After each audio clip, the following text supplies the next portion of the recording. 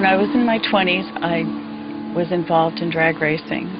We had several cars, and this particular night, it started raining. I must have hit an object in the road. The car popped up. I knew that I was going to die, probably. I was going 130 miles an hour directly into a brick wall. I could see the crowd, and they were running.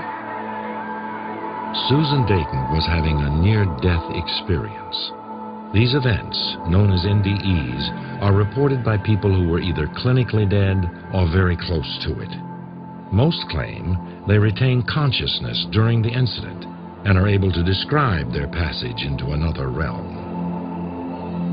Near-death experiences happen equally in women and men, children and adults, people who expect them and people who don't, and people who are religious and people who aren't.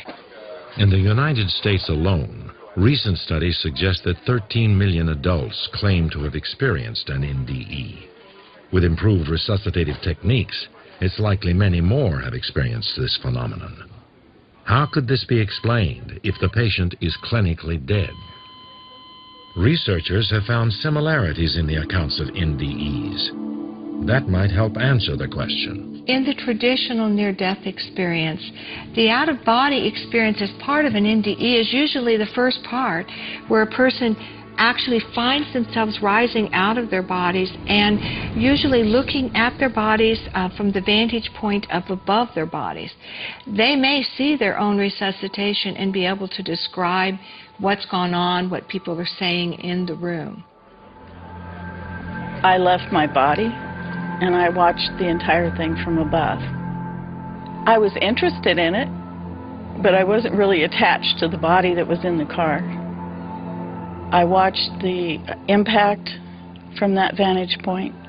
I watched the crowd. Many survivors say they revisit their lives through what is known as a life review.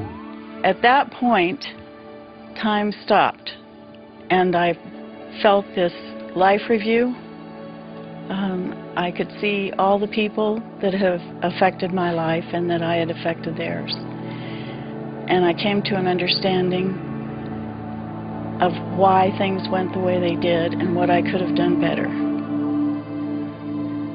How I hurt them. Years later, Susan Dayton would find herself on the edge of life and death once again. The second time this happened, I had a blood clot, and I went to the hospital. The employees came out and loaded me on a gurney and took me in. And at that point, I came out of my body. I watched them work on me in the room. They tried everything. I must have been floating around the corner. And the portal opened. It's almost like a tear in the fabric of what we would consider reality. Passing through light and meeting with deceased relatives are among the common elements of an NDE. May involve a tunnel, may involve music or sounds that are pleasant. In that darkness, they see light, and they begin to go toward the light. They're drawn toward the light. I went through, and I found myself in a area, seemed like a tunnel to me. We were all going down the tunnel, and I was with others. The love was so intense at that point, and so beautiful. I felt like I was part of the light. We're all part of the light.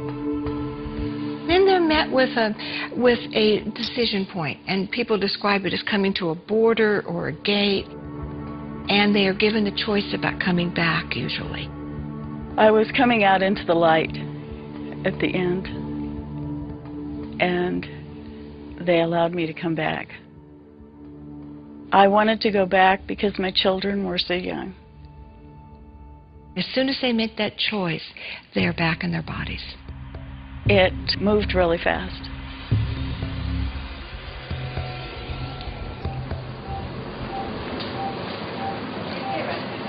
I remember coming out into the room and seeing seeing myself. I wasn't even sure it was me. It's a life-changing event, as you might imagine. The pain was so extreme. Terrible pain. They put me on the machines after I came back. I'd been gone, they thought, about 10 minutes. Susan Dayton would survive death once more in the same week. I was on the machines for 3 days, and my husband made the decision that I was not going to ever recover. So they pulled the plug. They had given up. And they put me in this room. I guess I'm meant to be here, because I made it. Hardly anyone ever comes out of this room. Over the past 30 years, scientists have documented consistently similar accounts from survivors of near-death experiences. The most powerful research to date on near-death experiences has been done by Dr. Pim van Lommel in the Netherlands. He did a 10-year study of cardiac arrest survivors in the hospital setting. He interviewed 344 consecutive survivors of cardiac arrest and found that 12 to 18% of them had a near-death experience. While 1 in 5 cardiac arrest survivors report having had an NDE, the skeptics in the scientific community have explanations of their own. There is quite a bit of research on out-of-body and near-death experiences. It is a form of altered state of consciousness. We don't have a full, complete theory on the neural correlates of consciousness, so it's difficult to explain what an altered state of consciousness might be. But we do have some hints. For example, oxygen deprivation to the brain causes people to have out-of-body and near-death experiences. Certainly, it is true that when a person has a cardiac arrest, it is proven that brain function stops in 10 seconds. So every person with a cardiac arrest has anoxia or lack of oxygen in their brain. There's no doubt about that. Then the question arises is how come everybody doesn't have a near-death experience? How come only 12 to 18% of people have a near-death experience when every single one of them has no oxygen in their brain? What is impressive to me are the near-death experiences where somebody has a near-death experience and says that they leave the body and go to some other part of the building and come back with some very specific information. The description of a shoe on a ledge or a number on a folder in another room. And these are both documented cases. The intense circumstances of a near-death experience have led many survivors to believe in a soul. Everyone I have met who had a near-death experience felt that they had experienced their soul. A person with a near-death experience never questions the existence of a soul. I feel like we're spiritual beings having a human experience. A near-death experience to me is being in the love and the light and the feeling that you're going home. NDEs, mediums, and past life remembrances all offer intriguing evidence that might prove the survival of consciousness.